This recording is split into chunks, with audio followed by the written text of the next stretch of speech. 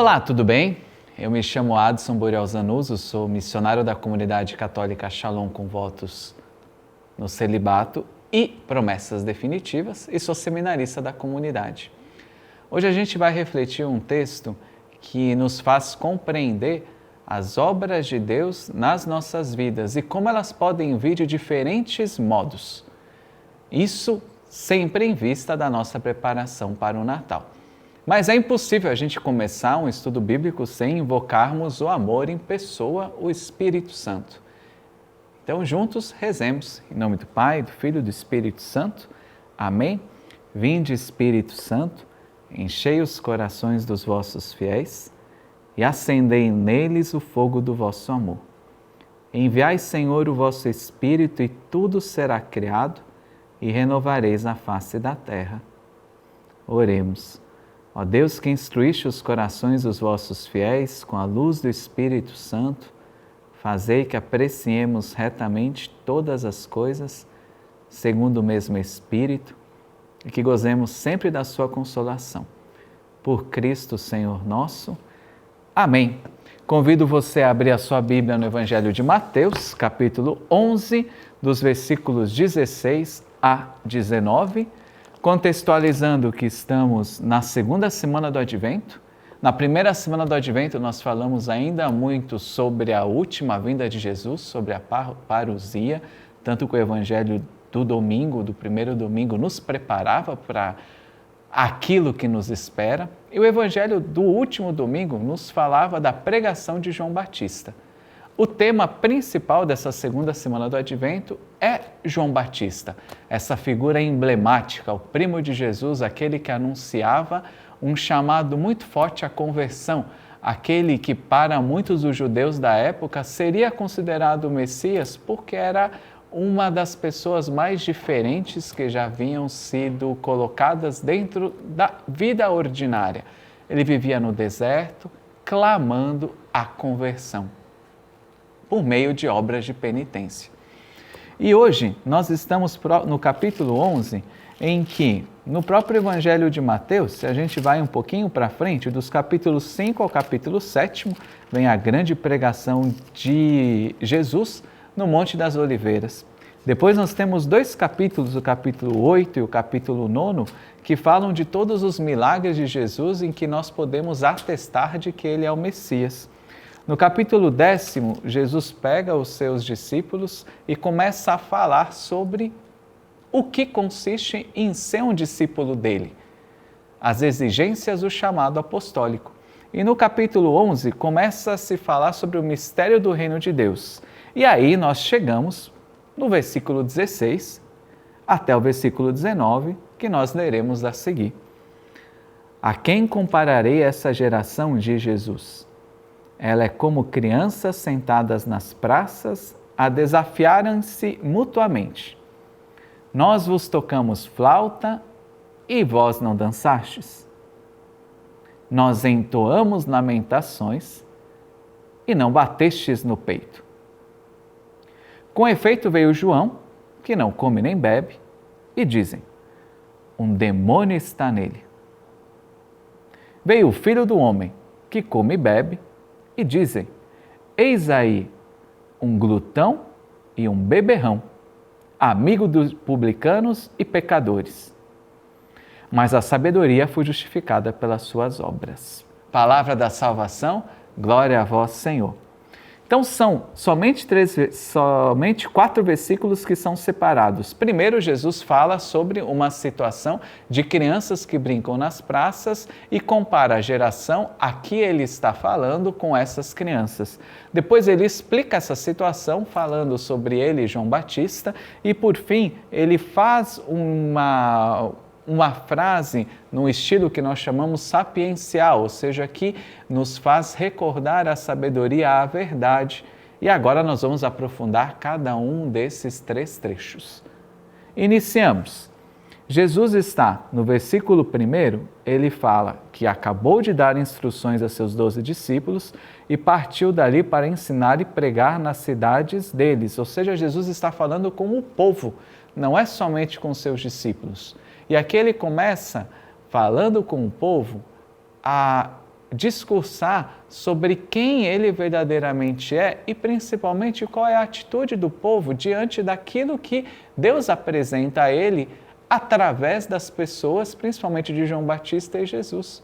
É um discurso muito grande de aprofundamento da capacidade de compreensão da obra de Deus na vida do povo daquela época. Logo, quando Jesus fala, a quem compararei essa geração? Ele já diz, a geração que são vocês que estão me escutando aqui nesse momento específico da história. E ele diz, essa geração é como crianças sentadas nas praças, a desafiarem-se mutuamente, nós tocamos flauta e não dançastes, entoamos lamentações e não batestes no peito.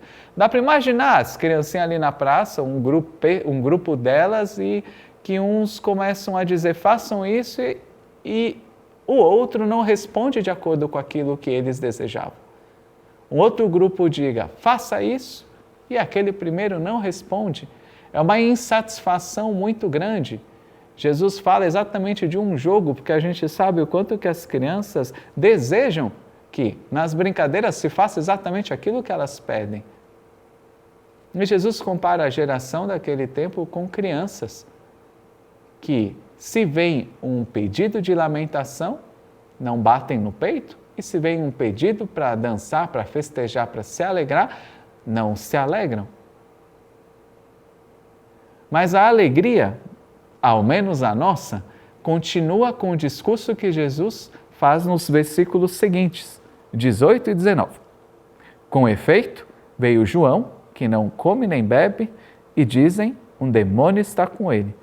Veio o Filho do Homem, que come e bebe, e dizem, eis aí um glutão e beberrão, amigo de publicanos e pecadores.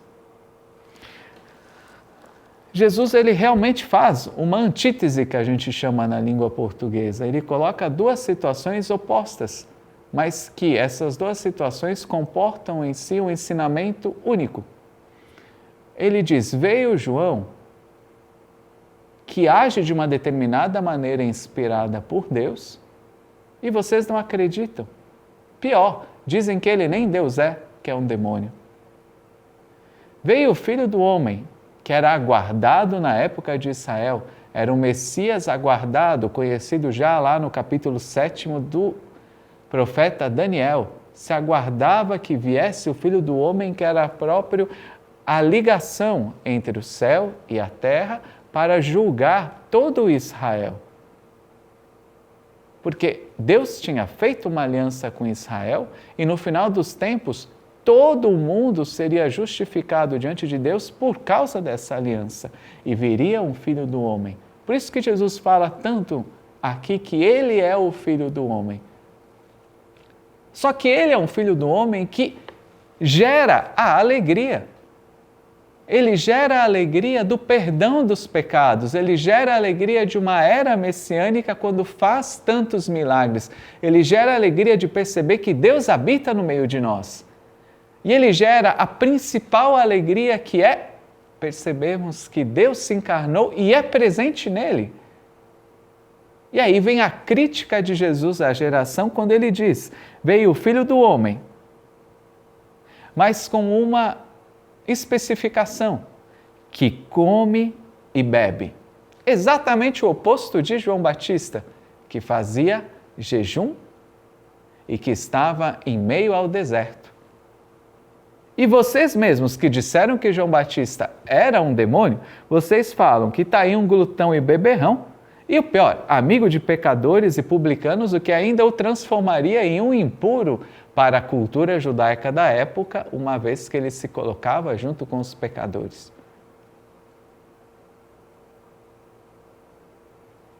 Se a gente for ver, existe uma relação entre os versículos 16, 17 e 18 e 19. Porque no versículo 17, no início diz, nós vos tocamos flauta e não dançastes. No versículo 19 diz, veio o Filho do Homem que come e bebe e vocês dizem que é um glutão e beberrão. Ou seja, veio a alegria e vocês não decidiram fazer parte da alegria. No versículo 17, entoamos lamentações e não batestes no peito. Versículo 18, veio João, que não come nem bebe, que chama a conversão, e vocês dizem, um demônio está nele. Ou seja, meus caros, vocês estão sempre insatisfeitos com a vontade de Deus. Uma com o precursor, aquele que vinha antes do Messias, que preparou os caminhos do Senhor, que batizou o Senhor, que viu o Espírito Santo descer como uma pomba sobre a cabeça do Senhor, que escutou a voz de Deus falando que aquele era o Filho amado, que devíamos escutá-lo, e vocês não acreditaram nele. E veio aquele que, para salvar o pecador, se aproximou de tudo do pecador, primeiro sendo homem e segundo nas suas atitudes concretas do dia a dia, para salvar a mim, a você, aqueles homens daquela época. E essa é a vontade de Deus tão bela que nós também celebramos no Natal, o nascimento do nosso Salvador, que caminha entre os pecadores e que gera um desconforto muito grande, tanto para a geração daquela época, quanto no mundo de hoje. E finaliza, mas a sabedoria foi justificada pelas suas obras. Mas que é essa tal de sabedoria?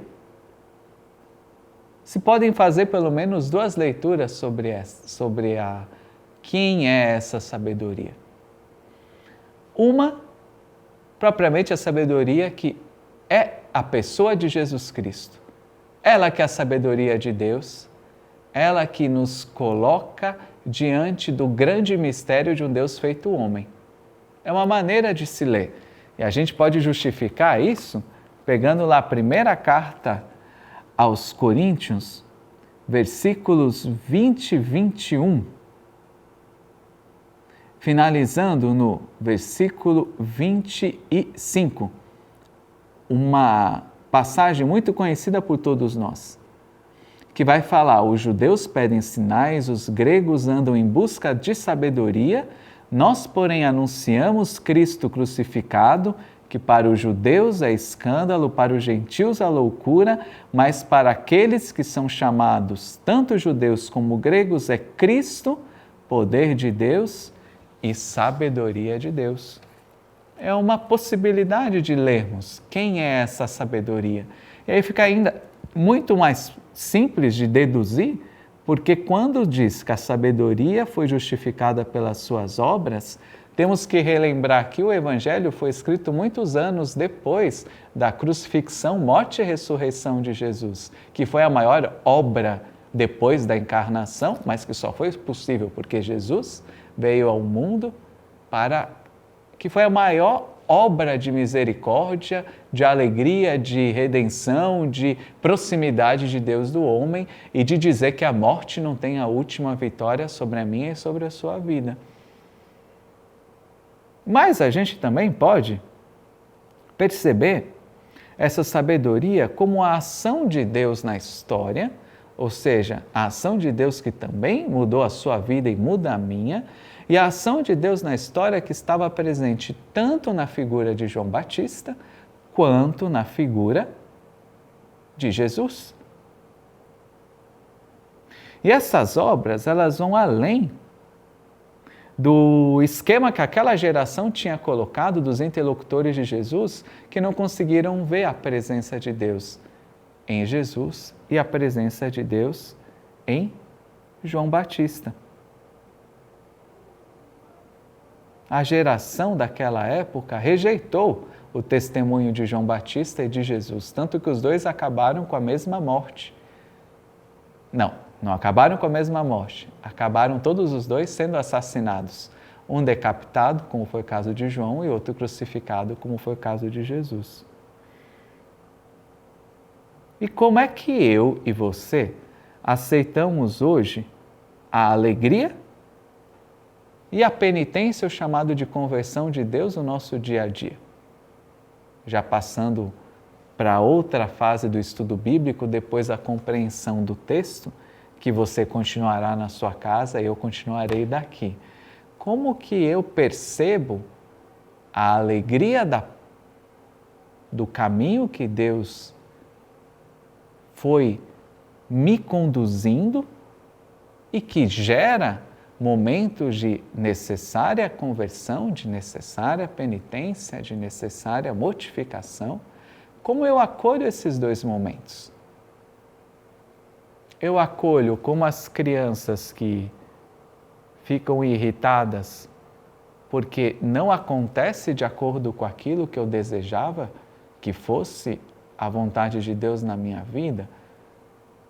Ou eu peço a Deus a graça de acolher junto com Ele e de pedindo a Ele a graça de perceber a Sua presença por trás de todos esses acontecimentos, sejam em nível pessoal, sejam dificuldades e alegrias que acontecem na tua família, na tua cidade, no teu país, no mundo atual. Como nós podemos viver uma vida mais santa através de uma súplica constante a Deus para nos fazer enxergá-lo atrás de quaisquer situações, seja o chamado à conversão, seja o chamado à alegria, seja através de João Batista, seja através de Jesus, porque a sabedoria, ou seja, a presença de Deus, é justificada pelas suas obras, ou seja, é presente no meio de nós. Te desejo um ótimo dia, continue acompanhando todo esse progresso, esse retiro espiritual que a gente faz também com materiais no site da comunidade, com shalom.org, e eu espero que você tenha uma excepcional segunda sexta-feira do Advento. Deus te abençoe.